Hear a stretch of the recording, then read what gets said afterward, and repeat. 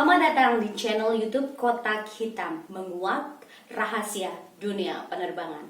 Kali ini Kapten Miftah Hasan dan juga saya Ayurika akan mengajak passenger semuanya untuk take off di channel YouTube ini dengan rute perjalanan dari seorang yang berasal dari Tulung Agung yang berhasil menjadi pilot internasional. Sebelum kita menguak lebih dalam lagi, jangan lupa untuk like, komen, dan subscribe channel YouTube ini. Passenger, nah, seperti yang di awal tadi saya sudah bilang, kita akan menguak rahasia dari seorang yang berasal dari desa. Ini bisa menjadi seorang kapten internasional. Ini dia, Kapten Miftahul Hasan. Kapten, menjawab dari semua pertanyaan passenger ini pada penasaran, sebenarnya rahasia apa sih yang dimiliki seorang Kapten Miftah Hasan yang berasal dari desa, dari Tulung Agung ini berhasil menjadi pilot internasional di Qatar Airways? Silakan. Oke, baik Mbak Ayu, terima kasih. Jadi ya memang saya lahir di desa, sebuah desa di Tulung Agung, namanya desanya Tambarjo. Nah dari situ saya melanjut bersekolah di SMP di Tulung Agung di kota. Nah kemudian alhamdulillah mendapatkan beasiswa di SMA Taruna Nusantara di Magelang. Nah setelah lulus barulah dunia penerbangan itu saya masuki karena saya mendapatkan beasiswa dari Garuda Indonesia untuk sekolah dan kuliah di Massey University New Zealand. Jadi di sana saya bersama 9 orang yang mendapatkan beasiswa sekolah pilot dan sekaligus juga kuliah tentang dunia penerbangan, sehingga waktu kita lulus kita mendapatkan license pilot dan juga gelar Bachelor of Aviation. Sebentar, yang membuat saya penasaran, beasiswa ini beasiswa, mohon maaf, dari keluarga yang tidak mampu atau basically dari memang dari apa ya, kemampuannya di ilmu pengetahuannya yang luar biasa sehingga mendapatkan beasiswa itu. Mungkin bisa diceritakan sedikit. Ya, untuk beasiswa karena SMA Taruna Nusantara kan juga beasiswa ya. Terus terang saya lahir dari keluarga yang kurang begitu mampu, ya penuh perjuangan di masa kecil, sehingga saya bercita-cita untuk bisa sekolah setinggi-tingginya tanpa membebani orang tua. Nah, waktu itu saya lulus SMP, orang tua saya dipanggil oleh pihak sekolah. Tadinya saya nggak tahu, sampai di rumah bapak saya bilang, Le, ini ada sekolah adanya di Magelang. Nah ini sekolahmu menunjuk salah satunya kamu untuk bisa ikut seleksi. Karena syaratnya untuk bisa masuk seleksinya itu harus ranking 1 sampai 10 sekolah. Ya, akhirnya saya ikut seleksinya dan alhamdulillah lulus, ya kan. Jadi itu selain prestasi tadi ranking 1 sampai 10 dan juga ada syarat lain, jadi nilai untuk beberapa bidang studi harus tidak pernah di bawah 7 dari kelas 1 sampai lulus. Nah, jadi alhamdulillah itu adalah karena insya Allah kemampuan ya, jadi mereka tidak memandang apakah itu dari keluarga tidak mampu atau tidak mampu. Nah kedua, saat mendapatkan beasiswa Garuda sama, itu melalui seleksi yang sangat ketat ya, karena tentu Garuda tidak mau membiayai kadet pilotnya yang bukan pilihan gitu untuk masalah beasiswa. Sedangkan tentunya untuk seleksinya itu ada seleksi akademik, ada seleksi fisik, dan ada seleksi psikologis atau psikotes gitu. Sebentar. Nah, sebelum kita berlanjut untuk mendapatkan beasiswa dari Garuda nih ya, beasiswa dulu ke SMA Taruna. Oke, tadi Kapten sudah bilang bahwasannya berasal dari keluarga yang mohon maaf yang kurang mampu begitu ya. Otomatis biasanya nih ya passengers ya, kalau keluarga yang kurang mampu itu kan fokusnya lebih ke gimana caranya kita untuk bisa membantu orang tua. Tadi juga Kapten juga bilang gimana caranya biar nggak ngebebanin orang tua gitu kan ya. Terus dan juga untuk masuk ke SMA Taruna itu kan harus nilainya minimal 7, nggak boleh ada di bawah 7. Otomatis itu kan berarti termasuk Kapten ini kan memang murid yang cerdas ya, mulai dari SD sampai SMP begitu kan ya di Tulungagung ya. Nah ini mungkin bisa disentil sedikit gimana sih caranya membagi waktu antara membantu orang tua dan juga untuk belajarnya sehingga nilainya tetap bisa bagus dan akhirnya keterima nih di SMA Taruna. Ini juga bisa untuk memotivasi passengers juga yang kali ini pengen masuk ke SMA Taruna nih. Ya. Oke, jadi sebenarnya niat dan tekad untuk membantu meringankan beban ekonomi keluarga itu udah saya lakukan dari sejak saya SD gitu. Jadi waktu SD pun saya berusaha untuk mencari uang. Contohnya di desa pasti ada istilah pekarangan, kita tanami sayuran, terus akhirnya kita ikat dan saya istilahnya jual baik ke tetangga maupun ke warung-warung kelontong lah, bisa nambah-nambah, mungkin bisa buat lapau di rumah maupun juga uang saku istilahnya kalau saya mau jajan, karena terus terang waktu itu kita tidak ada tuh sebenarnya uang jajan, jadi saya harus mencari uang jajan saya sendiri. Kemudian saya suka membaca buku. Nah itu juga yang membuat mungkin istilahnya memotivasi saya, karena dari baca buku itu akhirnya buka wawasan lah ya, kemudian juga pengetahuan. Sampai mungkin saking saya suka baca buku dan banyak pengetahuan, dan ini saya orangnya kan suka bertanya, kritis gitu. Jadi pernah ya, ibu saya diwaduli sama guru-guru SD saya itu. Jadi waktu mereka mau ngajar kelas saya, mereka tuh belajar malamnya karena takut saya tanyain, karena kalau saya itu tanya dari bonggol sampai pucuk istilahnya gitu. Nah itu metode saya pakai terus menerus. Jadi kalau pengen tahu sesuatu saya harus benar-benar mengetahuinya dari sampai ke akar-akarnya. Oke, untuk di masa SMP itu saya kan suka baca. Nah waktu itu sudah hampir semua buku di perpustakaan sudah saya baca. Saya bingung akhirnya di sana tuh ada penyewaan Kopinggu di Tulungagung, selatannya stasiun, nggak tahu sekarang masih ada atau enggak. Itu langganan saya tuh nyewa buku, nyewa Kopinggu. Nah saya kan nggak mungkin minta orang tua.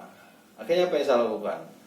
Saya ke toko loak, buku loak di sana dulu ada. Terus saya jual buku-buku yang dulu saya punya waktu SD segala macam. Terus ternyata kok laku.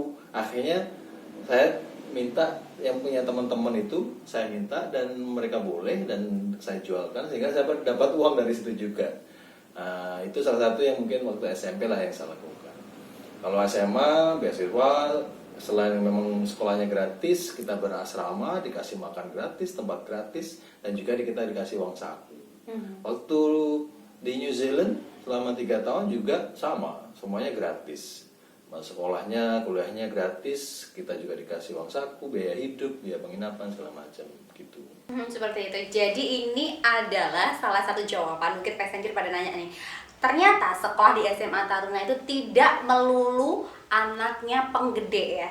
Jadi dari keluarga yang kurang mampu pun juga bisa, asalkan kita ada tekad, ada niat ya insya Allah pasti akan bisa terwujud semua keinginan itu ya pastinya. Nah sekarang tadi kita sudah membahas tentang dari basic keluarga, sekolah di Tulungagung, terus akhirnya bisa ke SMA Taruna. Dari SMA Taruna sendiri itu kan dari seluruh Indonesia, begitu kan ya. Terus mendapatkan beasiswa Garuda yang hanya 9 orang dari seluruh Indonesia. Itu gimana caranya ya bisa mengalahkan satu angkatan, apalagi angkatan pertama ya? SMA Taruna angkatan pertama. Ini gimana caranya nih? Rahasianya kita harus kuat nih ya passenger ya. Ya terus terang ya waktu itu saya sebenarnya nggak adanya daftar di Garuda ya. Jadi tekad saya itu pokoknya melanjutkan perguruan tinggi tanpa membebani orang tua. Nah waktu itu pilihannya ada Akabri, ya Akademi Angkatan Besar dari Indonesia waktu itu. Kemudian ada STAN, Sekolah Tinggi Akuntansi Negara. Kemudian Garuda juga menawarkan itu, dan waktu itu ada STPDN. Cuman saya waktu itu daftar hanya 3, jadi Akabri, STAN, dan Garuda. Alhamdulillah 3-tiganya kan diterima. Nah waktu itu Garuda menawarkan untuk sekolah dan kuliah di luar negeri. Sedangkan kayak Akabri, STAN kan masih dalam negeri. Sehingga itu sebenarnya alasan utama saya kapan nih istilahnya cah deso sing istilahnya waktu itu waktu masa kecil itu tidak mungkin, tapi ini kok ada kemungkinan opportunity atau kesempatan bisa keluar negeri, apalagi sekolah pilot, ya sudah. Jadi tekad saya sangat keras waktu itu. Semuanya saya laksanakan dengan sebaik-baiknya ya, baik itu seleksi akabri, standar Garuda sehingga alhamdulillah lulus. Nah, nggak tahu kenapa juga, mungkin ya sudah istilahnya ya alhamdulillah nasib baik bisa juga. Tapi tentunya juga waktu itu saya selalu setiap apa yang saya lakukan saya harus lakukan yang terbaik atau sebaik-baiknya. Karena seleksinya juga sangat ketat ya. Apa aja tuh bisa disebutin? Oke, seleksinya waktu itu ya pertama adalah akademik tentunya. Ada tes tentang pengetahuan umum, tentang mata pelajaran di SMA gitu ya. Ya Allah kalau itu sih insya Allah nggak ada masalah. Kemudian psikotes. Psikotes untuk pilot itu biasanya ya standarnya akan lebih tinggi dari psikotes yang lain.